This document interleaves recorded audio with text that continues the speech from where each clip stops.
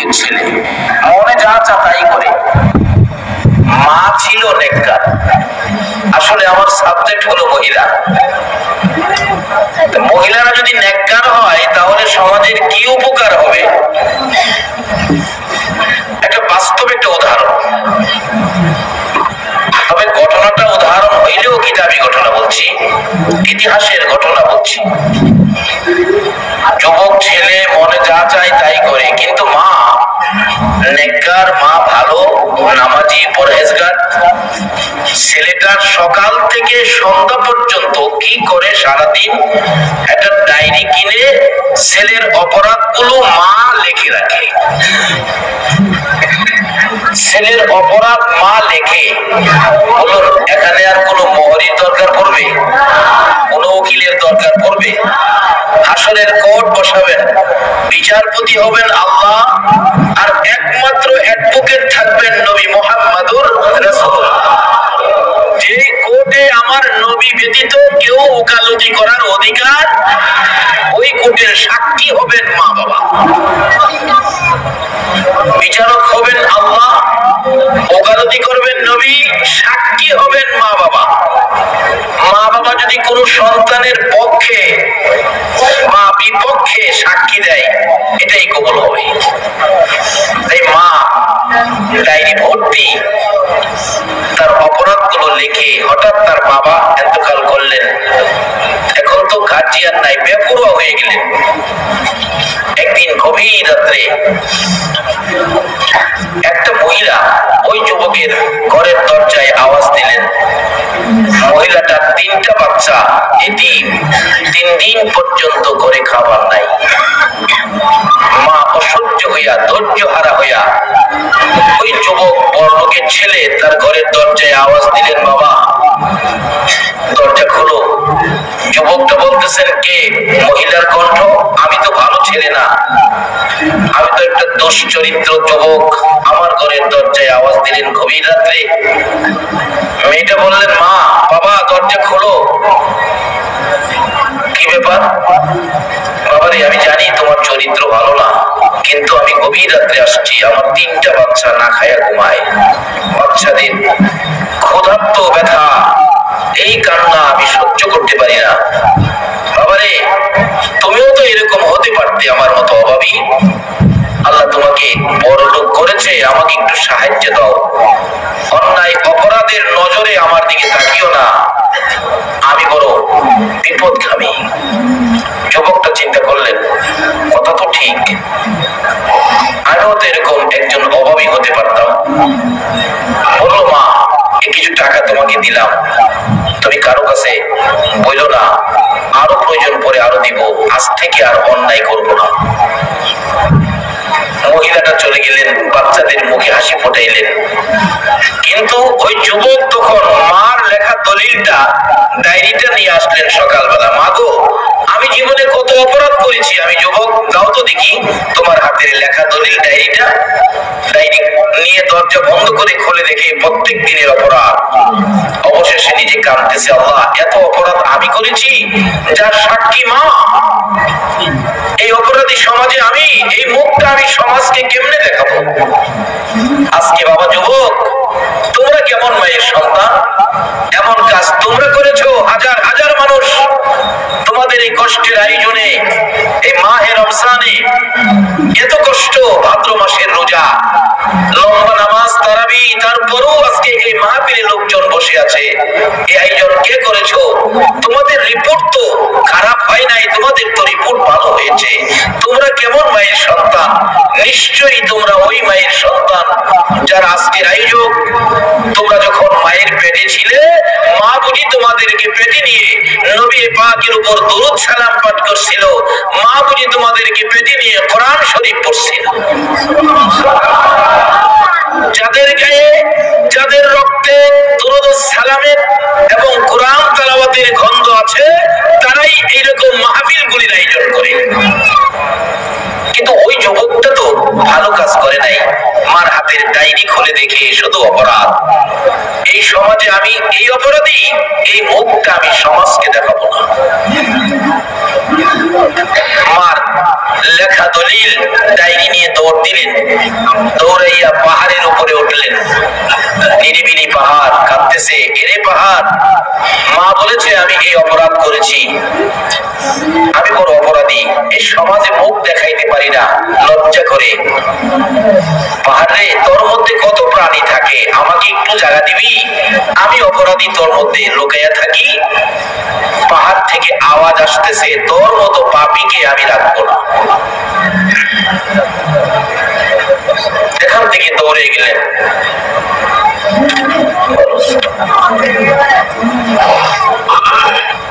দৌড় দিয়ে দেখি বিরাট বড় কবরস্থান, কবরস্থানের পাশে দাঁড়িয়ে ডাকতেছে, রে কবরস্থানের মাটি, আমার মতো বহু মানুষ তোর ভিতরে ঘুমিয়ে আছে, আমাকে একটু জায়গা দিবি, আমি অপরাধী পাপী তোর মধ্যে লুকাইয়া থাকি, এই মুখটা আমি কাউরে দেখাবো না।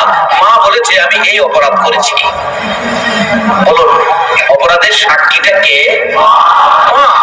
আজকে যদি আমাদের দেশের মা জাতি যদি সন্তানের অপরাধের সাক্ষী হয়ে যায়, তাহলে সমাজ পরিষ্কার হয়ে যাবে। মা বলেছেন আমি এই অপরাধ করেছি। ও কবর, কত মানুষ তোর মধ্যে, একটু জায়গা দিবি, কবরের মাটির থেকে আওয়াজ আসতেছে, তোর মতো পাপীকে আমি রাখবো না। দৌড়ে গেলেন নদীর কিনারে, ও নদীর পানি, তোর মধ্যে কত প্রাণী বসবাস করে, আমাকে একটু জায়গা দিবি, তোর মধ্যে লুকিয়ে থাকি যাতে কেউ আমাকে না দেখে। নদীর পানির থেকে আওয়াজ আসতেছে, তোর মতো পাপীকে আমি জায়গা দিব না। সারাদিন অপরাধী, সাক্ষী হলেন মা, সন্তানের অপরাধের সাক্ষী মা। মার লেখা দলিল নিয়ে ঘুরতেছে, কেউ জায়গা দেয় না, এই পাপীকে দেখলেই দরজা বন্ধ করে দেয়। রাত্র গভীর, আকাশের দিকে তাকিয়ে ডাকতেছে আর কাঁদতেছে, যদিও আমি পাপী, সৃষ্টি করেছো তুমি, তুমি তো অস্বীকার করতে পারবে না আমি যে তোমার সৃষ্টি। প্রভু শুনেছি তোমার 99 ভাগ মায়া আছে, আমি অপরাধী বলে যেদিকে যাই সবাই আমাকে দেখলে দরজা বন্ধ করে দেয়, কেউ আমার দিকে মায়ার নজরে তাকায় না। মাবুদ গো, ও আমার আল্লাহ, আমি সমস্ত অপরাধ লইয়া তোমার দয়া চাই, তোমার মেহেরবানি চাই। আল্লাহ গো, আমি কোথায় যাব তুমি বলে দাও না। আমার আল্লাহ রহমতের দুয়ার খুলে রাখতেছে, এরে পাপী বান্দা, আমি দেখেছি তোর পাপের পূজা লইয়া যেদিকে যাও সবাই তোমাকে দেখে দরজা বন্ধ করে দেয়, কেউ দরজা খুলতে রাজি না।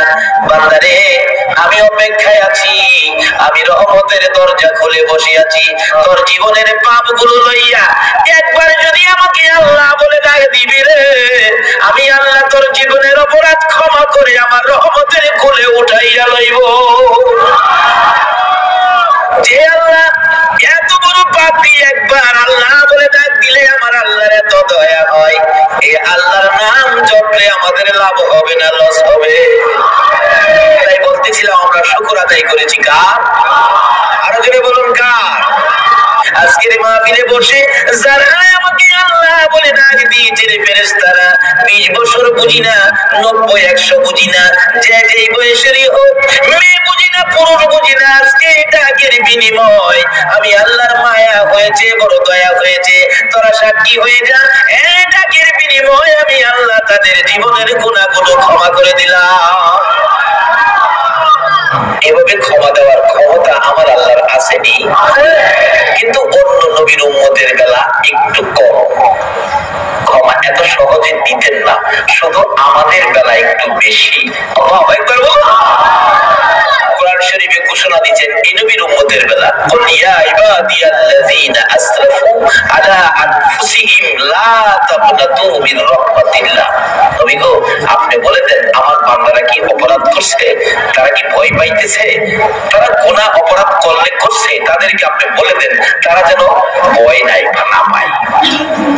কি করব আমি আল্লাহ? তাদের জীবনের গুনাহগুলি সবগুলো গুনাহ জমায়া আমি আল্লাহ মাফ করে দিব। অন্য নবীর উম্মতেরা গুনাহ করে মাপ চায় এখন পায় না, আর আমরা রে মাপ মাফ করে দিব আগেই ঘোষণা। আগাম জামিন আছে না, জামিন দেখছেন না, কেস হইবার আগে কোর্টে জামিন হয়ে গেছে। আজকে যেই নবীর উম্মত হইলে আগাম জামিন করে যাইবার আগেই মাফ। সেই নবীকে চিনা শুধু আমরা না, মা বোনদেরও দরকার আছে কিনা? মাগো, আজকের ওয়াজ তোমাদের পক্ষে, শুধু ওয়াজ তোমাদের পক্ষে না, এই পৃথিবীর মালিক স্বয়ং আল্লাহ তোমাদের পক্ষে, যার উসিলায় কুল কায়নাত, সেই নবী, দয়ার নবীও তোমাদের পক্ষে। শুধু তোমরা গেলা না তাদের পক্ষে।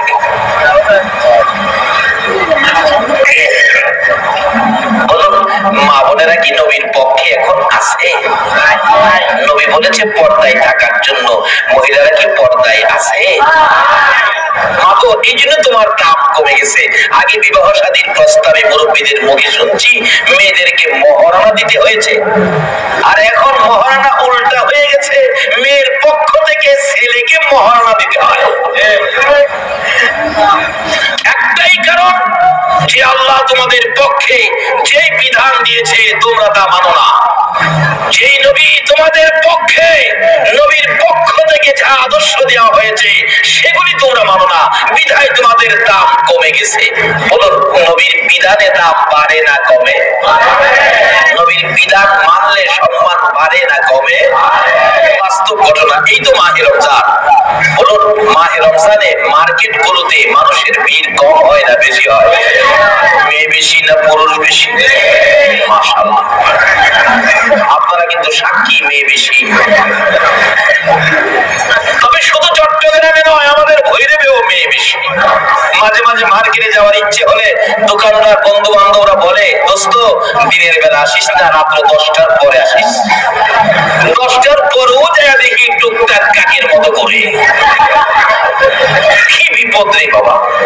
বলে হুজুর মার্কেটিং করবে, দোষটা কি? বাবারে আমাদের তো দোষ। টুপি টাপি লাগাইয়া গেলে মেয়েদের কাছে খারি রকম বলবে, কেমন রে মেয়ের কাছে খাওয়াইছে, ওর খারিবার জায়গা নাই, খাবে কই?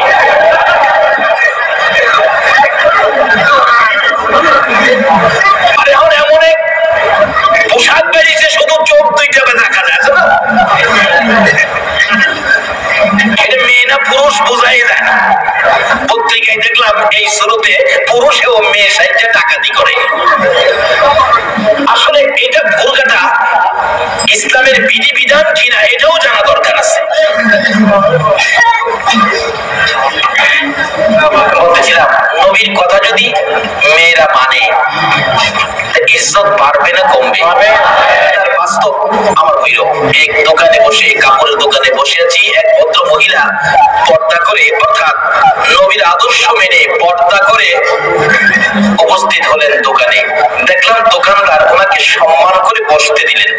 বসে বললেন, খালাম্মা কি নিবেন? শব্দটা কি ব্যবহার করলো? খালাম্মা। আরেক মহিলা আসলেন, পর্দা নাই, ফিটফাট। দোকানদার তাকে ভাবি আসেন, বসেন। আচ্ছা, আপনাদের কাছে দিলাম, ভাবির মর্যাদা আর খালাম্মার মর্যাদা কোনটা বেশি?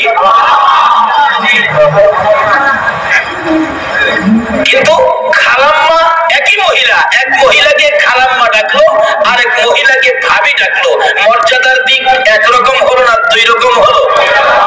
আচ্ছা, খালাম্মা ডাক পাইলো কে? যার মধ্যে নবীর আদর্শ। আজকে এই নবীর ছিল না বিদায় তোমাদের অধপতন। আজকে তোমাদের কেন রাজমিস্ত্রির কাজ করতে হয়? তোমাদের কেন রাস্তায় মাটি কাটতে হয়? তোমাদের গোলামি করার জন্য পুরুষদেরকে বানানো হয়েছে। তারা মাটি কেটে তোমাদের খাবারের ব্যবস্থা করবে। তারা রাস্তায় রাস্তায় পরিশ্রম করে, রাজমিস্ত্রির কাজ করে, কলকারখানায় শ্রমিক হয়ে তোমাদের খাবার জুগিয়ে তোমাদেরকে রাজরানীর মতো ঘরে বসায় খাওয়াবে। তোমাদের অধপতনের মূল কারণ হলো আমার নবীর আদর্শ ছেড়ে দিয়েছো। কিন্তু আমরা পুরুষ নবীর গোলামিতে যাব, রাজি আছেন? মহিলাদেরকে আহ্বান করবো, ও মা বোনেরা তোমরাও আসো। মহিলারা রাজি আছে কি কিনা জানি না, না থাকলেও আজকের ওয়াজে রাজি হওয়ার কথা। আপনারা কি নবীর গোলামিতে যাইতে রাজি আছেন? এই নবীর গোলামিতে আসতে হবে। মেয়ে এবং পুরুষ উভয়কে শান্তি পাইতে হলে একটাই রাস্তা, নবীর গোলামি। রাজি আছেন তো আপনারা? বলতেছিলাম মহিলারা এখন সেদিকে যাইতে রাজি না। যদি আসেন তখন দেখুন আপনাদের দাম কত বাড়ে। আপনার পর্দা আছে একটা মহিলা, সে হলো খালাম্মা। পর্দা নাই আর একটা মহিলা, সে হলো, আচ্ছা বলুন খালাম্মার সাথে কি ঠাট্টা মস্কারি চলে? ভাবির সাথে? যাকে ভাবি ডাকলো এর বিয়ে হয় নাই। খালাম্মাকে ইজ্জতের সহিত বলতেছে, খালাম্মা কি কাপড় নেবেন? দিলেন কাপড়। যে কাপড়ে অন্য কাস্টমারের কাছে লাভ করব 100 টাকা, তার কাছ থেকে লাভ করলো দেখলাম 20 টাকা। জিগাইলাম দোস্ত এভাবে কম দামে কাপড় দিয়ে দিলে কোনো বাড়াবাড়ি করলে না ব্যাপার কি দোস্ত? এই পর্দার মহিলা দেখলে আমাদের ইজ্জত করতে ইচ্ছে করে, এই জন্য কম লাভে ওনাকে আগে বিদায় করে দিলাম। আর এইটারে লইয়া শুরু করছে খেলা। হায় রে হায়, বাস্তব ঘটনা। বাস স্ট্যান্ডের খতিব, ঢাকা যাব বাসে উঠলেই ড্রাইভার হুজুর ভালো সিটটা আপনাকে দিলেন। ড্রাইভারের পাশাপাশি একটা সিট পিছনে বসলাম। আরেক মহিলা পর্দা সহিত বোরকা পরা অবস্থায় স্টিয়ারিং এর কাছে বসা। ড্রাইভার কাছে বসতেছে, খালাম্মা একটু সাইড দেন, আমি আমার আসলে স্টিয়ারিং এ যাব। আর যদি বোরকা না থাকতো তাইলে ধাক্কা দিয়া কলার চিভা দাদাইরা কইতো সাইড দেন। কিন্তু একটা ড্রাইভার পর্যন্ত খালাম্মা বলে আখ্যায়িত করলো। এটা এই সম্মানটা পাইলো কি দিয়ে বলুন? নবীর আদর্শ দিয়ে, ইসলামী বিধিবিধান দিয়ে। কাজে এখনো ইসলামে এই ইজ্জত সম্মান আছে। ইসলামে ইজ্জত সম্মানের সিস্টেম করেছেন আল্লাহ, সিস্টেম দিয়েছেন নবী মুহাম্মদ। তাই বাবারা ভাইয়েরা বলতেছিলাম আজকের ওয়াজের দিক যাবে মহিলাদের দিকে। আমার সাবজেক্ট দিচ্ছেন মহিলা। তবে এই ওয়াজে মনে হয় একটা প্রতিক্রিয়া হবে, যাও আমার পক্ষে মহিলারা বাংলাদেশে বেশি। যত মাহফিলে যাই মহিলারা বেশি হয়। আরো বলে দেয় তোফাজ্জল হুজুরকে দাওয়াত দিবা। আজকার ওয়াজে মনে হয় এই মাঠ আমার আর থাকবে না। যাই হোক, আমি নির্বাচন করবো না, আপনাদের ভোটের আমার দরকার নাই। কিন্তু আমি আপনাদেরকে আল্লাহ রাসূল মুখী করতে চাই। তোমাদের প্রতি আমার আল্লাহ সন্তুষ্ট, রাসূল সন্তুষ্ট। বলতেছিলাম আল্লাহ মেয়েদের পক্ষে বাস্তবে আসুন কিভাবে পক্ষে। হযরত আদম আলাইহিস সালামের বিয়ে হবে মা হাওয়া আলাইহিস সালামের সাথে। আদম আলাইহিস সালাম ঘুমিয়েছিলেন, ঘুম থেকে উঠে দেখে বাম পাশে এত সুন্দরী রূপসী, হায় রে হায় কি একটা বইরিছে। ঠিক আল্লাহ এটা কেডা? ওইটা হাওয়া তোর লেগে বানাইছি। হায় হায় কোন কি আমার লেগে? বাম হাত বানাইছি মাথার দইটা দেখতো। আল্লাহ বিয়ে হইছে না, বিয়ে হইতে আল্লাহ বিয়ে হইতে বিয়েটা করাই দেন। কত মহরণা দে। আচ্ছা মহরণা কি হাওয়ার কাছে চাইছে না আদমের কাছে চাইছে? মাগো একটা ওয়াজ তোমাদের জন্য যথেষ্ট। তোমাদের পক্ষে আল্লাহ পুরুষের কাছে মহরণা চাইছে, তোমার কাছে চায় নাই। এই সাবজেক্টের জবাব তুমি দিয়ে পারবে না। আজকে সেই আল্লাহকে খুশি করার মতো কাজ তোমাদের মধ্যে নাই। মনে যা যা তাই করতেছো, একদিন কিন্তু তুমি ধরা পড়ে যাবে। আল্লাহর আযাব গজবের পিঞ্জরায় তোমাকে ঢুকানো হবে। আদম নবী তো বিপদে পড়ছে। এই রে আল্লাহ দিয়ে হিলার পক্ষে আল্লাহ মহানা এমন সময় চাইলেন, মহানা কইতে দিব, টাকা পয়সা তো নাই। তখন কি বাংলাদেশ ব্যাংক আসছিল? কইতে দিব খবর হইয়া বিয়েও করতে মন চায়। আর জেলারে বসাইছে, এনারা থুয়া চাইতে মন চায় না। অবশেষে কিতাব লেখে কাঁদতে শুরু করলো। হ্যাঁ হ্যাঁ এই কান্নার অভ্যাস আদমের আছে না? খুশি হয়েছে কান্না। তবে যুবক তোমার প্রয়োজনে তুমি মা বাবার কাছে কাঁদতে পারো, এটা আদমের শিক্ষা। কিন্তু আদম নবী কাঁদছে গার্জিয়ানের কাছে। আদমের গার্জিয়ান কে? আল্লাহ। সবাই বলুন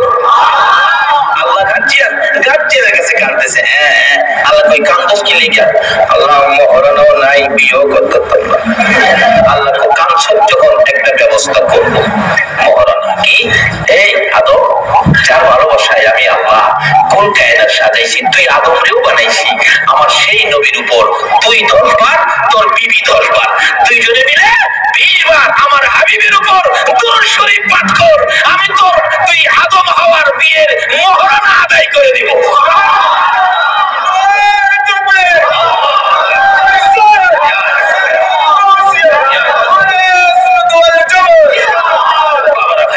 আরে আদম হওয়ার বিপদ উদ্ধার হয় আমরা নবীর দুরূদ দিয়া। আজকে সেই নবীর উম্মত নবী খুশি করার কাজে যাওয়া দরকার আছে কিনা? যদি নবী খুশি করার কাজে আপনি যাইতে পারেন, আল্লাহ এমনিতেই খুশি। দেখেন না ঘোষণা দিয়ে রাখছে, কুল ইয়া ইবাদিয়াল্লাযীনা আসরাফু আলা আনফুসিহিম লা তাকনাতু মির রাহমাতিল্লাহ।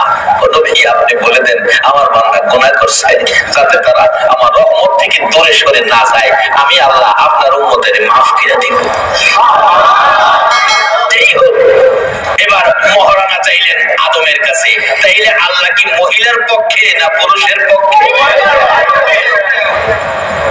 মাগো এই ওয়াজ করি না কারণ তোমরা দাম বাইরে দেবো গা, তবে ওয়াজ দরকার। চারও সিলাই করবে না, যে নবী আঙ্গুল ইশারা করলে আকাশের চাঁদ 2 টুকরা হয়ে যায়, সেই নবীর মেয়ে খাতুনে জান্নাত ফাতেমাতুজ জাহরার বিয়ে হবে। নবীজি ডেকে ডেকে বলেন, আলী ফাতেমাকে বিয়ে করবি, মহরানার টাকা দাও। নবীজি মহরানা চাইলেন আলীর কাছে। এখন কি মেয়ের পক্ষে গেলেন না আলীর পক্ষে গেলেন? মহরানা দাবি করলেন কার পক্ষে? মেয়ের পক্ষে। আলী মহরানা দাও, বিয়ে করতে গেলে মহরানা লাগবে। হযরত আলী বলেন, ইয়া রাসূলুল্লাহ আমার কাছে একটা পয়সাও নাই, তোর বিক্রি করার মতো কিছু আছে? হুজুর বিক্রি করার মতো কিছু নাই, শুধু ঢাল তরবারিটা আছে। হযরত আলী বলেন, হুজুর এই ঢাল তরবারি বিক্রি করলে আমি যুদ্ধ করব কি দিয়ে? রাসূল বলেন, তোমার ঢাল তরবারি বিক্রি করে হলেও মহরানা দিতে হবে। ইসলাম বলে তখনকার সময় আলীর হাতের ঢাল তরবারি ইসলামের জন্য 100% দরকার ছিল। রাসূল বলেন 100% দরকার হলেও এর চেয়ে বেশি দরকার হলো মহরানা। তাইলে নবীজি মেয়েদের পক্ষে আছে কিনা বলুন? কিন্তু এখনকার সময় মহিলারা তো নবীর পক্ষে নাই। হযরত আলী কি করবে? নবীর নির্দেশ মানতেই হবে। ঢাল তরবারি বিক্রি করলেন হযরত উসমান গনি রাদিয়াল্লাহু তাআলা।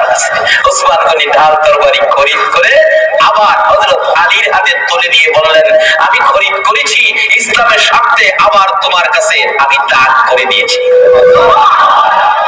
আজকে কে আছেন জরিহাল এলাকার এমন ব্যক্তিত্ব যে যুবকেরা এই সুন্দর মাহফিলের ব্যবস্থা করে আমরাও তাদের হাতে আল্লাহ রাসূল চিনার জন্য এইভাবে আমরাও তাদের হাতে সাহায্য করে দেব। যদি এই নবীর ভালোবাসায় এই কাজ কেউ করতে পারেন, কেউ করেছেন, আগামীতে করবেন, আল্লাহর কসম আমার নবীর কুদারায় উঠে ফৌজিয়াতের উপর পার হয়ে যাবে।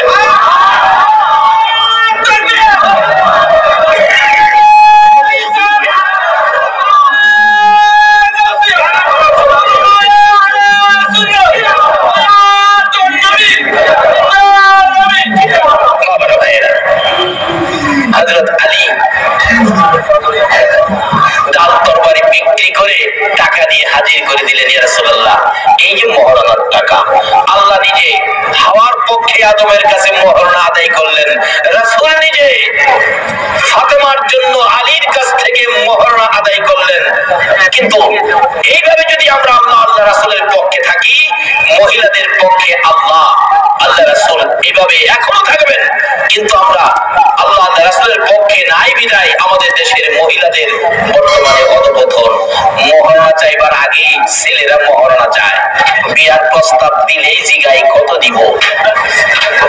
বলেন মিথ্যা বেশি? এই বিপদ থেকে আমাদের মা বোনেরা কিভাবে বাঁচতে পারে সেজন্যই আজকের মাহফিলের সাবজেক্ট। তাই আসুন, যে আল্লাহ আমাদেরকে এই ধৈর্যের সহিত এত রাত পর্যন্ত বসে থাকার তৌফিক দিলেন, সে আল্লাহর শুকর আদায় করেছি। তাই আমরা এখন আলোচনায় ঢুকবো।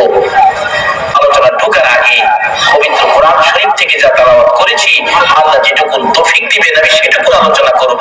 তাই আসুন, যে আল্লাহ যেই নবীর উম্মতের এত সহজে মাপ দেয়, এই আল্লাহর সাথে সম্পর্ক কিভাবে করা যায়, কোন আল্লাহ যার জমিনে থাকেন, যে আল্লাহ আমাদের উদ্দেশ্যে কোরআন শরীফে ওয়াজ করেছেন, ইত্তাকুল্লাহ, তোমরা আমাকে ভয় করো। কে বলতেছেন ভয় করতে? কোন আল্লাহ? যার জায়গা, ঠিক আছে, এই জায়গার মালিক কে? নাকি পতঙ্গের মানুষ? কত মানুষ জায়গার মালিক সাইজা মাটির সাথে মিশে গেছে, হাড্ডিও পাইতেন না। আসলে জায়গার মালিক কে? ওই মালিক বলতেছে তোমরা আমাকে ভয় করো। আচ্ছা, ভয় যে মালিককে বলছে, ভয় করলে লাভ হবে না লস হবে? দেখেন কোরআন শরীফে ঘোষণা দিয়েছে কি লাভ হবে। ও আম্মা মান খাফা মাকামা রাব্বিহি ওয়া নাহান নাফসা আনিল হাওয়া ফা ইন্নাল জান্নাতা হিয়াল মাওয়া। আল্লাহু আকবার। যদি কেউ ভয়ের মতো ভয় করতে পারে, তার জন্য আল্লাহ ঘোষণা দিলেন আল্লাহর পক্ষ থেকে জান্নাতুল মাওয়াটা পুরস্কার দিবে। এমন মালিককে ভয় করা আমাদের দরকার আছে কিনা? যে এই ভয়ের ঘোষণাটা কি খালি পুরুষের বেলায় দিছে না মেয়েরার বেলাও?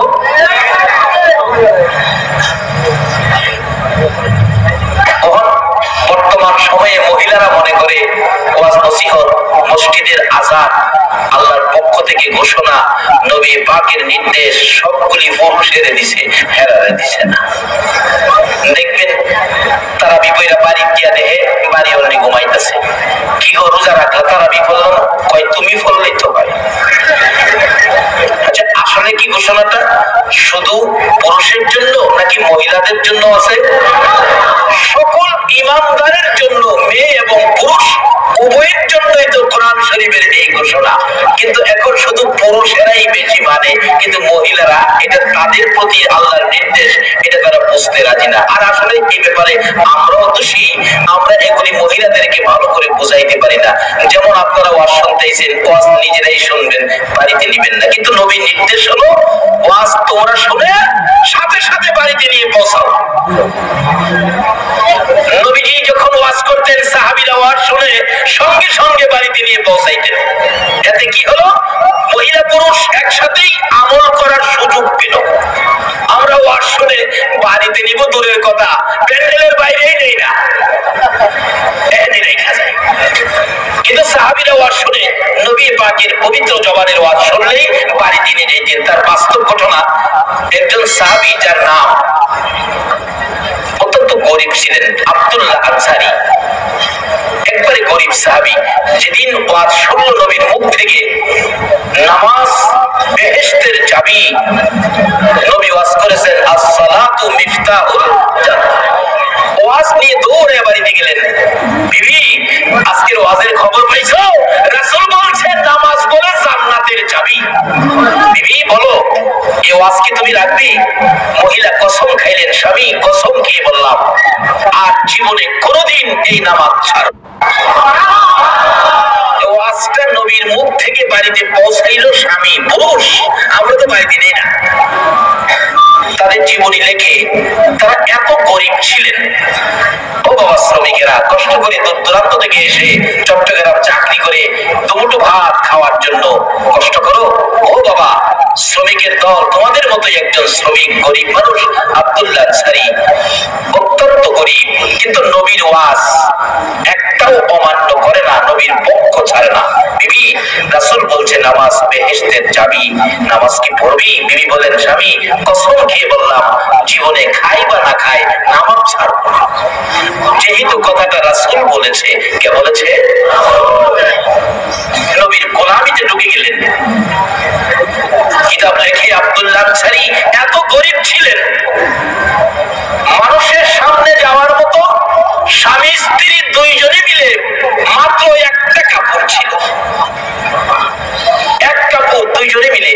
গরিব কি আমাদের চট্টগ্রামে আছে? যারা রাস্তায় ভিক্ষা করে তাদেরও দেখেন লক্ষ লক্ষ টাকা আছে। আমাদের এলাকায় এক বেচারা ভিক্ষা করে, হাত পাও একবারে বোঝা, গাড়িতে বসে চলে, তার স্ত্রী 2টা। যদি বিশ্বাস না হয় আমাকে আটকে রাখেন, বইয়ে বইয়ে খবর নেন। পরতলা রোডে বসে ভিক্ষা করে, স্ত্রী 2টা। স্ত্রী না আবার স্ত্রী।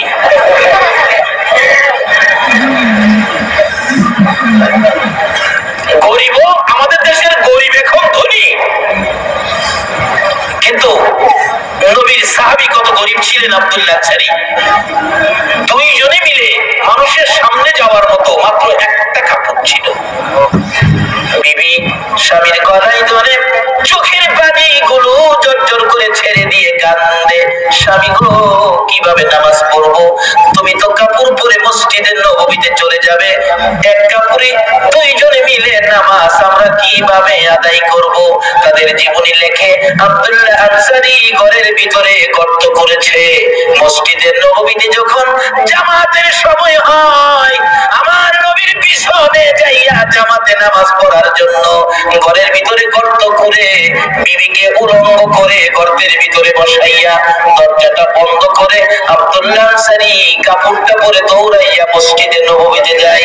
পিছনের কাতারে যাইয়া জামাতে শরীক হইয়া জামাত শেষে সালাম ফিরাইলে আবার দৌড় মারে ঘরের ভিতরে ঢোকে আব্দুল্লাহ আনসারী বিবিকে কাপড়টা খুলে দিয়ে নিজে উলঙ্গ হইয়া গর্তের ভিতরে বসে বিবি এই কাপড় পরে নামাজ আদায় করে।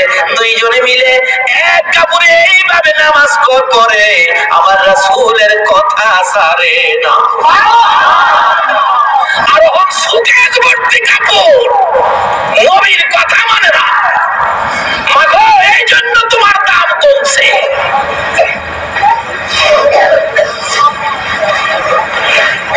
আগে দেখছি ট্রেনের মধ্যে, বাসের মধ্যে মহিলা আসলে মানুষ পুরুষগুলি দাঁড়ায় গেছে, মা বোনদের সিটটা দেন।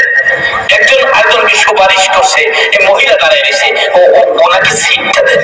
কিন্তু এখন আর দেখলে দাঁড়াইতে চাই না, এদিকে চায় না।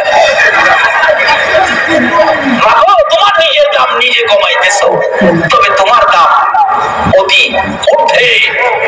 এই পৃথিবীর প্রথম সম্পদ হলো মহিলা। যত সম্পদ দেখেন প্রথম সম্পদ হলো পৃথিবীর জন্য মহিলা। আজকে মহিলারা কম দামি হলো কেন? রোগটা কোথায়? কারণটা কি? বাবার একটু লম্বা হইতেছে, আপনাদের কষ্ট হবে না তো? বাবারা ভাইয়েরা, আব্দুল্লাহ আনসারী এইভাবে নামাজ শুরু করে দিলেন। এক কাপড়ে 2 জন, সিস্টেম করলো ঘরের ভিতরে গর্ত। মুসল্লিরা নালিশ দিলেন নবীজির কাছে, ইয়া রাসূলুল্লাহ আব্দুল্লাহ আনসারী কি নামাজ পড়ে বুঝি না, মসজিদে নববীতে দৌড়ায় আসে, দৌড়ে যায়। রাসূল বলেন তোমরা সমালোচনা করো না, আমি নিজে এটা তদন্ত করে দেখি সমালোচনা কি ভালো না খারাপ, আমি নিজে তদন্ত করে দেখি। নবীজি আব্দুল্লাহ আনসারী পিছে পিছে গেলেন, যায় দেখে দরজা বন্ধ। দরজায় দাঁড়ায়া নবীর আদর্শ, নবীর তরিকা, এই জিনিসগুলি ব্যবহার করবেন। কারো ঘরে ঢুকবার আগে সালাম দিবেন। নবীজি সালাম দিলেন, আসসালামু আলাইকুম আব্দুল্লাহ আনসারী, জবাব নাই। আবার দিলেন, 3 বার সালাম দিলেন। কারো ঘরে ঢুকবেন, 3 বার সালাম দিয়ে জবাব না পাইলে এই ঘরে আর ঢুকেন না, ফিরে এসে পড়বেন। আর আমাদের দেশের চরিত্র হইল 3 বার সালাম দেয় না, ডাক দেয়, ঘরে আসো মালিক ভাই, আসো ঘরে। মালিক ভাই সারা শব্দ না পেরে লজিকটারে কই, ভাই যখন বাড়ির না লোক বাড়ির লোকে দেখা করে যায়। আসেনি এই চরিত্র? কে দিল সেই অধিকার তোমাকে ভাইয়ের সাথে দেখার পরিবর্তে ভাবির সাথে দেখা করবে? আমার রাসূল নিষেধ করেছে, এই দেখা করা যাবে না। নবীজি একদিন বিবিগণকে নিয়ে বসে আলোচনা করতেছেন। নবীজির একজন অন্ধ সাহাবী আসতেছে। রাসূল বলেন, বিবিগণ তোমরা পর্দায় যাও, পর্দায় যাও, আমার সাহাবী আসতেছে। বিবিগণ আরজ করলেন, ইয়া রাসূলুল্লাহ উনি তো অন্ধ, উনি তো আমাদেরকে দেখবে না। রাসূল বলেন, তোমাদেরকে উনি দেখবে না, তোমরা তো তাই দেখো। হুজুর আমরা তো দেখি, এটাও বের করতে হবে, তোমরা পর্দায় যাও। আর এখন বাইরে পায় না দেখে বাবির সাথে দেখা করতে যায়। এই জন্য বিশ্ব মুসলিমের অধঃপতন। যেই নবীর একজন উম্মত পৃথিবীতে থাকলে পৃথিবী ধ্বংস হবে না। যেই নবীর উম্মত একটা বেহেশতে একটা হাসরের ময়দানে থাকতে বেহেশতের দরজা বন্ধ হবে না। আজকে সেই নবীর উম্মতের অধঃপতন কেন? শুধুমাত্র নবীর গোলামি, নবীর আদর্শ, নবীর তরিকার থেকে আমরা দূরে সরে গেছি। বাবারা ভাইয়েরা, কষ্ট হইতেছে আপনাদের? আব্দুল্লাহ আনসারী 3 বার ডাকলেন, জবাব দিলেন না। সালামের জবাব হলো না। রাসূল চলে আসতেছেন বিধি মাফিক চলে আসতেছেন। এটা নবী শিক্ষা দেন উম্মতের, এই মাফিক আমাদের চলতে হবে। কিন্তু চলে আসতেছেন। আব্দুল্লাহ আনসারী কি করবেন? উলঙ্গ অবস্থায় তো রাসূলের সালামের জবাব দেওয়া যায় না। বিবি তাড়াতাড়ি করে এসে গর্তে ঢুকে কাপড় খুলে দিলে আব্দুল্লাহ আনসারী কাপড়টা পরে দরজাটা খুলে দৌড় দিলেন নবীজি সালামের জবাব দেবে। কিন্তু এমন নবী গো যাকে পিছন থেকে ডাক দেওয়া। মহিলা দৌড়ে বলতেছেন তাড়াতাড়ি যান, নবীজি কষ্ট পাবে। পিছন দিক থেকে দৌড়ে যাইতেছে, কিন্তু এমন নবী যাইতেছে যাকে পিছন থেকে ডাক দিয়ে ফিরানো। নবী মেরাজে যাবে, আল্লাহ পাক জিবরাইলকে পাঠাইছে। রাসূল তো ঘুমিয়ে আছেন, জিবরাইলের সাহস নাই নবীকে ঘুম থেকে ডাক দিয়ে জাগানো। এমন নবী ঘুমাইছে যাকে গায়ে ধরে ধাক্কা দেওয়ার সাহস জিবরাইলের, যারা নাম নিয়ে ডাক দেওয়ার সাহস জিবরাইলের। জিব্বা লাগাই দিলেন নবীজির পাও মোবারকে, নবীর ঘুম ভাঙলো। এই নবীর পক্ষে থাকতে রাজি আছেন কিনা? জিবরাইল যাকে ডাক দেওয়ার সাহস পায় না, জিব্বা লাগাইতে হয়। সেই নবীকে ডাক কিভাবে দিবে? নবীর সাহাবী আব্দুল্লাহ আনসারী পিছনে যাইয়া কিতাব লেখে পায়ের আওয়াজটা বড় করে মারছে। আওয়াজ হলে নবীজি পিছনে তাকাইছে। হুজুর ওয়ালাইকুম সালাম, আমি আব্দুল্লাহ আনসারী। হুজুর আমি অপরাধ করেছি, বেয়াদবি করেছি, আমাকে ক্ষমা করে দেন। আব্দুল্লাহ আনসারী রে, এতক্ষণ পরে কোত্থেকে আসলি? সালাম দিলাম কেন জবাব দিলি না? আব্দুল্লাহ আনসারী চোখের পানিগুলো গাল বেয়ে বেয়ে ঝরঝর করতেছে। হুজুর এমন এক অবস্থায় আমি ঘরের মধ্যে ছিলাম, রাসূলের সালামের জবাব দেওয়ার পরিবেশ ছিল না। নবী গো আপনি যেদিন বলেছেন নামাজ বেহেশতের চাবি, এই ওয়াজ আমি বাড়িতে আমার বিবির কাছে পৌঁছাইছি। বিবি, আমি এবং আমার বিবি দুইজনে মিলে আপনার এই কথাগুলো আমল করি। নামাজ দুইজনে পড়ি, একজনও নামাজ ছাড়ি না। নবী গো দুইজনে মিলে নামাজ পড়তে বড় কষ্ট হয়। হুজুর নামাজ পড়ার মতো দুইজনে মিলে ঘরের মধ্যে মাত্র একটা কাপড় আছে। এক কাপড় দিয়ে দুইজনে মিলে নবীর কথা মানি, একটু কথা অমান্য করি না। হুজুর দুইজনে মিলে এক কাপড়ে আপনার কথা মানতে যাই আমাদের বড় কষ্ট হয়। বিদায় এমন এক পরিবেশে ছিলাম গো, রাসূলের সালামের জবাব দিতে পারলাম না। কি পরিবেশে ছিলে হুজুর? দুইজনে মিলে এক কাপড়। মসজিদের নববীতে যখন আযান হয় কাপড়টা পরে আমি যখন মসজিদের নববীতে চলে যাই, ইয়া রাসূলুল্লাহ আমার বিবি ঘরের ভিতর গর্ত করেছি, উলঙ্গ করে বিবিকে ঘরের ভিতরে রেখে কাপড়টা পরে মসজিদের নববীতে যাই। মসজিদের নববীর জামাত শেষ হলে দৌড়াইয়া ঘরের ভিতরে এসে আমি উলঙ্গ হইয়া গর্তের ভিতরে বসি। আমার বিবি এই কাপড় পরে নামাজ আদায় করে। হুজুর যখন আপনি সালাম দেন আমি উলঙ্গ অবস্থায় গর্তের ভিতরে ছিলাম, আমি সালামের জবাব এই অবস্থায় দিতে পারলাম না। রাসূলের সালামের জবাব দেওয়ার মতো পরিবেশ ছিল না, বিদায় কথা বলি নাই। পরে দৌড়াই আসছে, হুজুর আমাকে মাফ করে দিয়ে। আমার নবী বলেন আব্দুল্লাহ আনসারী বলো কি দুইজনে মিলে এক কাপড়ে নামাজ পড়ো, ঘরে গর্ত করেছো? জি হুজুর।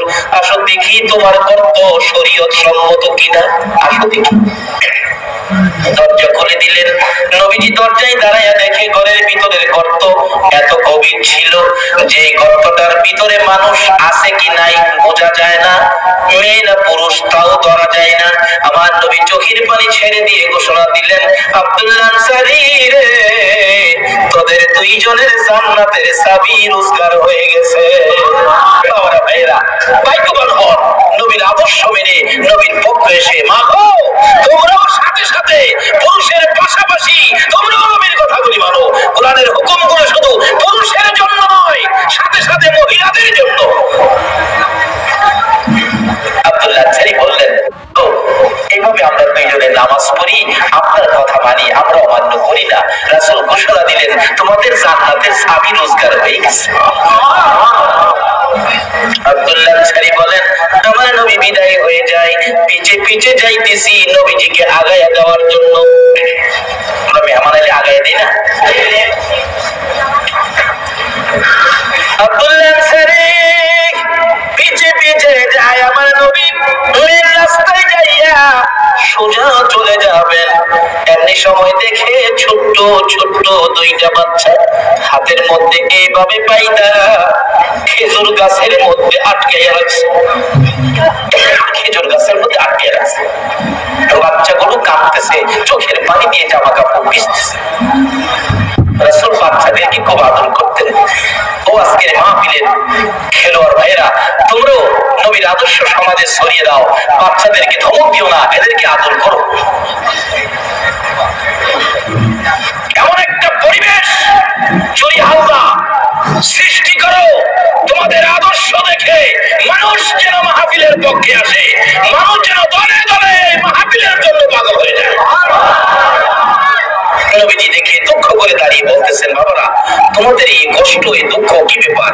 বাচ্চাগুলো কাঁদে, হুজুর কত মানুষ যায় কেউ জিগায় না। আমার মায়ের নবী জিজ্ঞেস করলেন, দুঃখ কিসের? হুজুর আমাদের দুঃখের কথা কেউ জিগায় না, জিজ্ঞেস করেন তোমাদের বাবার নাম কি? আব্দুল্লাহ আনসারী কাঁদতেছে, বাচ্চাগুলো হাত বাঁধা ইশারা দিয়ে দেখায়, হুজুর গো আমাদের বাবা হলেন আব্দুল্লাহ আনসারী। রাসূল বলেন, আব্দুল্লাহ আনসারী রে, এই সন্তানগুলোর এত কষ্ট কারণটা ব্যাপারটা কি বলো? আব্দুল্লাহ আনসারী কাঁদতেছেন, কিছুই কয় না। বাচ্চাগুলো ডাকে, হুজুর আজকে ৫-৭ দিন পার হয়ে গেছে, আমাদের চুলায় আগুন জ্বলে না। হুজুর না খাইয়া থাকতে থাকতে পেটের খিদার যন্ত্রণা আমরা ভাই দুইজন সহ্য করতে পারি না। নবী গো পেটের খিদা লইয়া আমরা গরিবের সন্তান এই খেজুর গাছটার নিচ থেকে টুকাইয়া টুকাইয়া খেজুর খাইছিলাম গো নবী। এই গাছটার মালিক হলেন ইহুদি, এই খেজুর টুকাইয়া খাওয়ার অপরাধে আমরা দুই ভাইরে গাছের সাথে বাইরে রাখছি। আমার নবী সহ্য করতে পারলেন না, একটা দৌড় দিয়ে মসজিদে নববীর বারান্দায় কাঁদে। ওমর দৌড়ে আসলেন, ইয়া রাসূলুল্লাহ কার দেওয়া ব্যথায় কাঁদেন বলুন? এই তো তরবারি হাতে, আমি এখন তাকে দ্বিখণ্ডিত করে দিব। আমার নবী কাঁদে, ওমর রে আজকের চোখের পানি তরবারি দিয়ে বন্ধ করতে পারবি না। আবু বকর সামনে হাজির, হুজুর বলুন আমি জীবন দিয়ে দিব। কার দেওয়া ব্যথায় কাঁদেন? আমার নবী বলেন, আবু বকর রে জীবন দিয়ে চোখের পানি বন্ধ করতে পারবি না। দৌড়ে আসলেন হযরতে উসমান গনি রাদিয়াল্লাহু তাআলা, ইয়া রাসূলুল্লাহ আমি উসমান গনি এসেছি, বলুন কিসের বিনিময় আপনার চোখের পানি বন্ধ করতে পারি? আমার নবী এইভাবে দুইটা হাত বাড়াইয়া ডাকে, রে উসমান গনি আয়, আমি তোর অপেক্ষায় ছিলাম, তুই পারবি আমার চোখের পানি খালি বন্ধ করে দিতে? হুজুর বলুন কিসের বিনিময়ে পানি বন্ধ করব? উসমান গনি রে ইহুদির বাড়ির খেজুর গাছটা কিনে আমি রাসূলকে দান করে দিতে পারলে আমার চোখের পানি বন্ধ হবে। উসমান গনি একটা দৌড় দিয়ে যাই হাজির হয়ে গেলেন, ইহুদি এই গাছটা বিক্রি করে দাও, মন্দ যা চাইবি তাই পাবে। ইহুদি বলেন, বাড়ির কাছের গাছ কেন বিক্রি করব? ও ইহুদি আমার রাসূল কাঁদে রে, কথা বাড়াইস না, কথা দিলাম আমি উসমান গনির কাছে আজকে যা চাইবি তা আমি তোকে দিয়ে দিব। উসমান গনি যা চাই তা দিবি? তাহলে সুযোগ পাইছি, আমার বাড়ির পাশে তোমার 100 খেজুর গাছের একটা বাগান আছে, এই বাগানটা আমার দিলে তোমার একটা গাছ দিয়ে দিব। উসমান গনি একটা চিৎকার মারলেন, রে ইহুদি মাত্র একটা খেজুর গাছের বিনিময়ে 100 খেজুর গাছ চাইছস।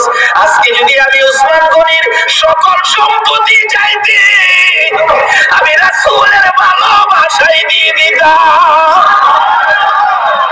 আজকে কে সেই খেলোয়াড় কল্যাণ সমিতির সদস্য কাদের টাকায় আজকে নবীর ভালোবাসার মাহফিল সাজাইছে?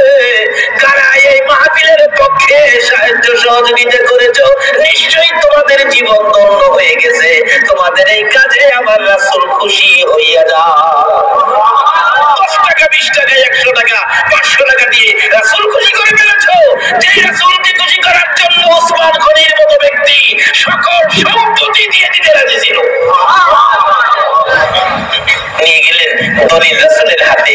নবীজি এসে বাচ্চাদের হাতের পানগুলি খুলে দিলেন। এরে বাবারা, আর তোমাদের এই গাছের খেজুর টুকাইয়া খাইতে হবে না, এই যে তোমাদেরকে গাছের মালিক বানিয়ে দিয়ে গেলাম। এত গরিবী অবস্থায় রাসূলের কথা অমান্য করে না। আর আমাদের সুখের ভর্তি কাপড়, কিন্তু রাসূলের কথা আমরা মানি না। বিধায় আজকে আমাদের অশান্তি সমাজে নেমে আসছে। যেই হোক বাবারা ভাইয়েরা, বলতেছিলাম আমরা ওয়াজ শুনে বাড়িতে নেই না। নবীর সাহাবীরা ওয়াজ শুনে বাড়িতে নিয়ে বিবির কাছে পৌঁছাইতেন, মহিলাদের কাছে পৌঁছাইতেন। আর এখন তো আরো সুবিধা, মহিলারাও দেখছি ওয়াজ শুনতে আসে। তাই বাবা, তোমাদের উপর আজকের ঘোষণা শুধু আমাদের উপর নয়, তোমাদের উপর আল্লাহ বলেছেন তোমরা আমাকে ভয় করো। এই হোক ওয়াজ মহিলাদের পক্ষে। লম্বা ঘটনা, বহু দূরে যাইতে হবে, সময় হতে যাইতেছে না। মা পানি দাও। মহিলা বলেন, বাবা ওমর নিষেধ করেছে, এই কাজ আমি করবো না। বাবা কয়, তুমি পাগল নাকি? ওমর কি তোমার দেখতেছে? ঘরের কোনায় কি দাঁড়ায় রয়েছে? মহিলা কয়, বাবা ওমর যদি নাও দেখে, ওমরকে যাই বানাইছে, তোমাকে আমাকে যাই বানাইছে, সে আল্লাহ তো দেখে। মেয়েটা কাকে ভয় করলো? ও পতেঙ্গা চুরি হামলা এলাকার মা বোনেরা, ইচ্ছা করলেই রাতের অন্ধকারে যা মনে ছাতা করো না। দুনিয়ার কেউ যদি নাও দেখে, আজকাল থেকে ওয়াজটা বাড়িতে নাও, তোমার আল্লাহ তোমাকে দেখে। এক পিসাব কেবলা আপনার একজন সাধারণ মুরিদকে খেলাফত দিয়ে দিলেন। বাবা তুমি মুরিদ করতে পারবে, তোমাকে পীর বানায় দিলাম। অন্য মুরিদরা কয়, হুজুর এটা সাধারণ মানুষকে দিয়ে দিলেন খেলাফত, আমারে দিলেন না। হুজুর কয়, বেটা রে কি জন্য দিছি? আমি তো যাই নেই দিছি, তোর সাথে বুঝা দিতে হইব। হুজুর বুঝা দিছেন আপনি, কিন্তু আমাকে কিছু বোঝা দরকার, কিসের উপর তাই দিলেন খেলাফত? আল্লাহর ওলি কই, বাবা দাঁড়া পরীক্ষা করি কেন দিছি। আচ্ছা তোমরা একটা কাজ করো, আমার মুরিদ যারা আছো, আমার জন্য প্রত্যেকে একটা মুরগি জব করে নিয়ে আনবা। কিন্তু মুরগিটা যে জব করবা কেউ যেমন না দেখে, একবারে নিরিবিলি চুপচাপ, কেউ যেমন না দেখে। হুজুর এটা কোনো ব্যাপার? এটা বাড়িতে গিয়া মোরগ ধইরা কেউ পায়খানার ভিতরে ঢুকছে, হুজুর মোরগ জব করুন, দেখবো কেউ কথা হইলো। বাবা কেউ দেখে নাই না? হুজুর কেমনি দেখবো? পায়খানার ভিতরে কেউ। আচ্ছা ঠিক আছে। তুমি? হুজুর আমি 3 তলার ছাদের উপরে রাত 12টায়, কেউ নাই, বড় বৈদ্য খাইতেন। তুমি? হুজুর আমি পানির নিচে ডুব মাইরে দিছি পুকুরে, কেউ দেখে নাই। তুমি? হুজুর আমি অন্ধকার গুরুস্থানের নিরিবিলি জায়গায়, যেখানে শিয়ালও যায় না। তুমি?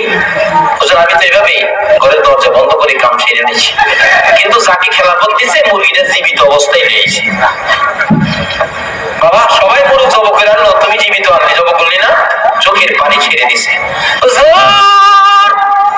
মাফ করে দিয়ে, আপনি বলেছেন জব করতে হবে কেউ যেন না দেখে। হুজুর কেউ দেখবে না সে আশায় জব করার জন্য ঘরের দরজা বন্ধ করেছি, দুনিয়ার কেউ দেখবে না, আমি দেখি আমার আল্লাহ তাকাইয়া রইছে। ছাদের উপরে যাইয়া অন্ধকার, কোনো মানুষ নাই, কেউ দেখে না, কিন্তু আমার আল্লাহ দেখে। পানির নিচে ডুব দিলাম, কেউ দেখবে না, আমার আল্লাহ দেখে। এমন একটা জায়গা পাইলাম না যেখানে মুরুখ জব করলে আমার কেউ দেখবে না। এমন একটা জায়গা পাইলাম না মানুষের অগোচরে যাইতে পারি, আমার আল্লাহ দেখে সেই অগোচরে যাইতে পারি না। তখন আল্লাহর ওলি বলেন, ও মূর্খের দলেরা, ও বাবা গাফেলেরা, এই যে দেখো এই ব্যক্তি আমার খেলাফত পাইতে পারে কিনা। সেই জন্য তাকে খেলাফত দিলাম। তোরা যে মনোযোগ জমা করলে কেউ দেখলো না, আগে তোমার আল্লাহ তো দেখছে। আল্লাহকে দেখে এই চিন্তাটা তোর ভিতরে নাই, তোর জন্য অপরাধ করা সহজ। আর কেউ যদি জানে আমার আল্লাহ দেখে, তার জন্য অপরাধ করা সহজ। ও যদি আল্লাহর মা বোনেরা, আজকের থেকে এই ওয়াজটা সঙ্গে রাখো। আমি কি অপরাধ করব? সব তোমার আল্লাহ দেখে। দুনিয়ার কেউ যেটা দেখে না, সেটাও আমার আল্লাহ দেখে।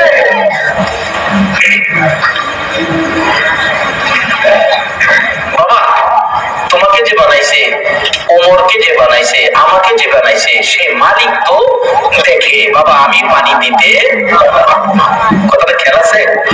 একটা মহিলা আল্লাহকে ভয় করে। আল্লাহ যে বলছে ভয়ের পুরস্কার কি দিব, দেখেন না কি দিতেছে কোরআন শরীফ। রাত্র শেষ, পানি দিল না মহিলা, ওর চোখ দিয়ে দাগ দিয়ে গেছে ঘরের কোনায়। সকালবেলা ফজরের নামাজ পড়ে মসজিদে বসে ডাক দিলেন, এই আমার পুলিশের দল, এমন গ্রামে দরজায় চোখের দাগ দেওয়া এই ঘরের মহিলাটাকে ধরে নিয়ে আসো, মেয়েটাকে নিয়ে আসো। পুলিশ রাষ্ট্রপতির নির্দেশ, মেয়েকে নিয়ে গেলেন।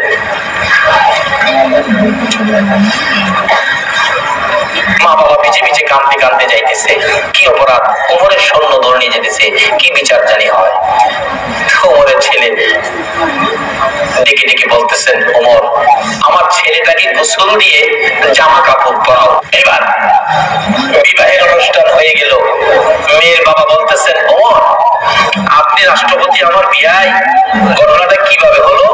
ওমর বলেন, তোমার মেয়ে যেই সময় বলেছিল দুধে পানি দিলে ওমর দেখবে না, বাবা তোমাকে যে, আমাকে, ওমরকে যে বানাইছে সেই মালিক আল্লাহ তো দেখবে। তোমার মেয়েটার মধ্যে আল্লাহর এই কিসিমের ভয় আছে বিদায় আমি খুশি হয়ে আমি রাষ্ট্রপতির ছেলে দিয়ে তোমার মেয়েকে বিবাহ করে আসলাম। রাষ্ট্রপতির ছেলে গোয়ালিনীর মেয়ে বিবাহ করাইলেন, একটাই কারণ, মেয়ের মধ্যে কি আছিল বলুন? আরো জোরে বলুন, আল্লাহর ভয়। মাগো, শুধু দুনিয়ায় এই পুরস্কার না, হাসরেও তোমাদের পুরস্কারের বাজেট আছে যদি তুমি আল্লাহকে ভয় করতে পারো। আল্লাহকে ভয় করুন।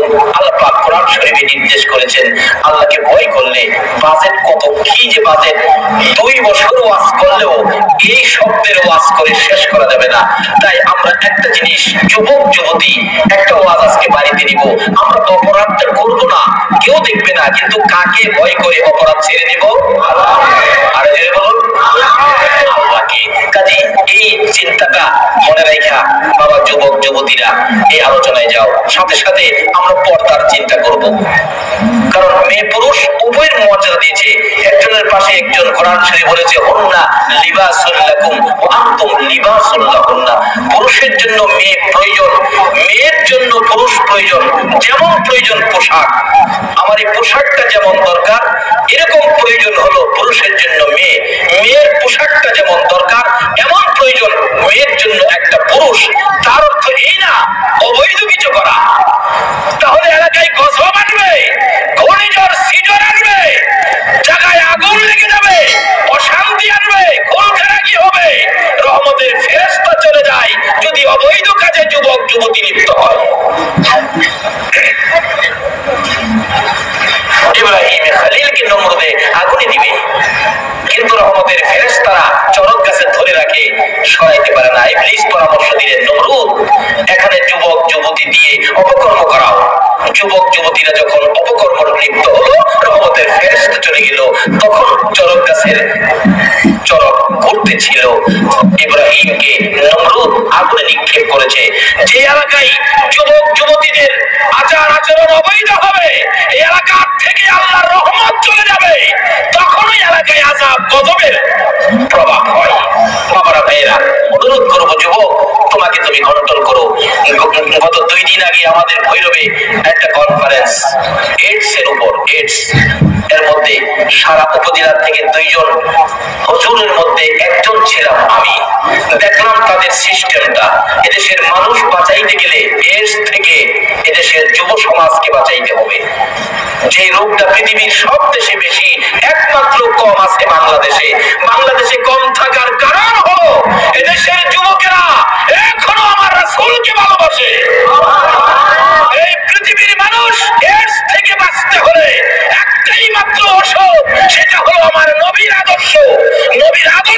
প্রমাণিত, বিজ্ঞানীরা বলেছে যুব সমাজকে এডস থেকে বাঁচানো যাবে না।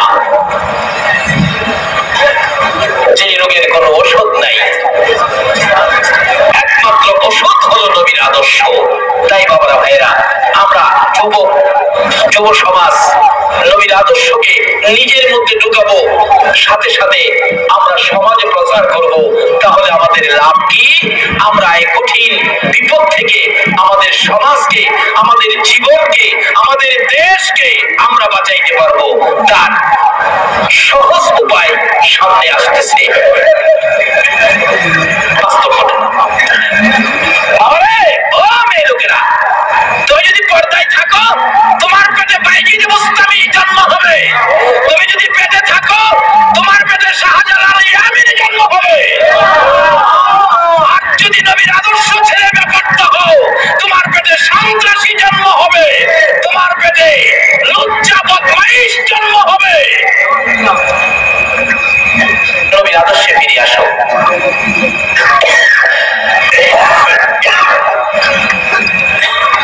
পর্দায় রাখেন, মাগো তুমি নিজেও পর্দায় থাকো। মেয়েরে বেপর্দা করে দিয়ে স্ত্রী বেপর্দা মার্কেটিং করে আর বুঝা সাপ মসজিদে তারাবি করে। রাসূল বলেছে আত-তাইয়্যুসু লা ইয়াদখুলুল জান্নাহ। যার স্ত্রী বেপর্দা, এই তাইয়্যুসের স্বামী পর্যন্ত বেহেশতে যাওয়া সম্ভব হবে না। কাজে আমার নামাজেও কাজে আসবে না আমি যদি আমার স্ত্রীকে পর্দায় না রাখি। আমার রোজায় হজ জাকাতে কাজে আসবে না আমি যদি আমার উপযুক্ত মেয়েটাকে আমি পর্দায় না রাখি। আজকে রাত্র গভীর হলে রাস্তায় চলতে হয় কেন? রাসূল বলেছে আশারের নামাজ পড়ে তুমি বিছানায় শোয়ার আগে তোমার উপযুক্ত ছেলে, উপযুক্ত মেয়েটা বিছানায় শুয়েছে কিনা খবর নাও। বলুন, বাবা যদি গার্জিয়ান হয়ে উপযুক্ত ছেলে, উপযুক্ত মেয়েকে আশারের নামাজের পরে বিছানায় শোয়া দিত, তাহলে রাস্তায় কোনো অঘটন ঘটতো? বাবারা, আসল নবীর আদর্শটাকে সমাজে আনি। এই নবীর আদর্শ ব্যতীত বিশ্ব মানব শান্তির আশা করতে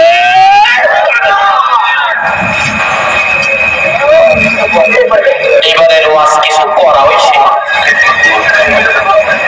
এতে কি রাগ হয়েছে না?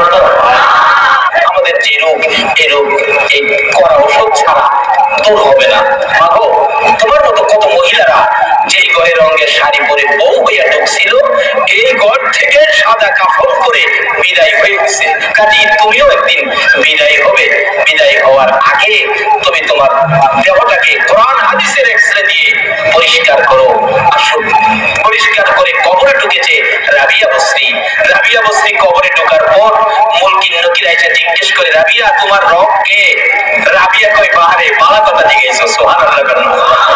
মাগো, তোমার মতোই দেখে মহিলা রাবিয়া কবরে কথা বলেছে মুলকিন নকিরের সাথে।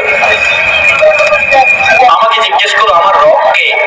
ও মুলকিন নকির, তুমি যে এই কথা জিজ্ঞেস করবে আমার রাসূল তা বলেছে। আমার রাসূল বলেছে, শোনো মুলকিন নকির, আমি রাবিয়া যদি বলি আমার রব আল্লাহ, আল্লাহ যদি বলে আমি রাবিয়ারে চিনি না, তাইলে আমি মহিলা মানুষ, আমার কথার কোনো দাম হবে না। মুলকিন নকির, আমার রব কে? আমারে না জিগাইয়া আমার রবের জিগাও তো আমি কে? আমার রব যদি আমারে বান্দি বলে স্বীকার করে, এটা কারেক্ট হবে। সঙ্গে সঙ্গে আমার আল্লাহ বলতেছেন, ও মুলকিন নকির, আমার রাবিয়া আমার বান্দি, আর কি প্রশ্ন করবে? আমার রাবিয়া। মাগো, এমন একটা ব্যক্তিত্ব হয়ে তুমিও কবরে যাও, মুলকিন নকিরের প্রশ্নের জবাব দিয়ে দিবেন আমার আল্লাহ। তোমার মতো মহিলা রাবিয়া বসরি মুলকিন নকিরের সাথে কথা বলার অধিকার পেয়েছে। মাগো, শুধু রাবিয়া বসরি নয়, আমার নবীর প্রাণপ্রিয় বিবি মা খাদিজাতুল কুবরা রাদিয়াল্লাহু তাআলা আনহার জীবনী খুলুন। মা খাদিজা যেদিন এই জগৎ থেকে বিদায় হয়ে যাবেন, বেশি বেশি করে কাঁদতেছিলেন। মা ফাতেমা দৌড়াইয়া যায় নবীজির কাছে, বাবা গো, মা কান্দে, মার কান্না থামাইতে পারি না। আমার নবী দৌড়াইয়া খাদিজার পাশের বসে মাথায় হাত বুলাইয়া নবীজি দুইটা চোখের পানি জর্জর করে ছেড়ে দিলেন।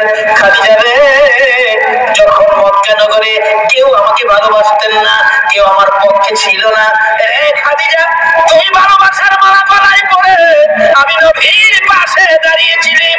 আজকে তুমি কাঁদো, আমি রাসূল সহ্য করতে পারি না রে খাদিজা, তোমার কান্না দেখে আমার চোখের পানি রাখতে পারি না। খাদিজা রে, বল কোন ব্যথায় কাঁদো, তুমি কেঁদো না গো খাদিজা, আমি রাসূল তোমার পক্ষে আছি। আমি কাঁদি, দুনিয়ার জমিনে আপনার রাসূল আমার পক্ষে থাকবেন, বিপদে আমার পাশে আসবেন, বিপদে পাশে বসবেন। হুজুর আমি কাঁদি, আমি খাদিজা যখন কবরে চলে যাব, কবরে তো আপনার রাসূল যাবেন না, মুনকির নকিরের সওয়ালের জবাব আমি খাদিজা কেমনে দিব সেই ভয়ে কাঁদি।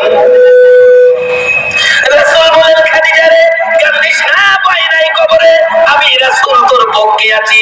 বলুন রাসূল যার পক্ষে থাকবে কবর হাসরে তার কোনো ভয় থাকবে কিনা? খাদিজা বলেন ইয়া রাসূলুল্লাহ, আমার কান্না থামাবো আমার তিনটা কথা যদি আপনি রাখেন। প্রথম নম্বরের কথা হলো, আমি খাদিজা মৃত্যুবরণ করলে নবী গো বাজারের কিনা কাফন আমি খাদিজার গায়ে লাগাবেন না, আপনি নবী পাকের পাঞ্জাবি মুবারক আমি খাদিজার গায়ে পরাইবেন।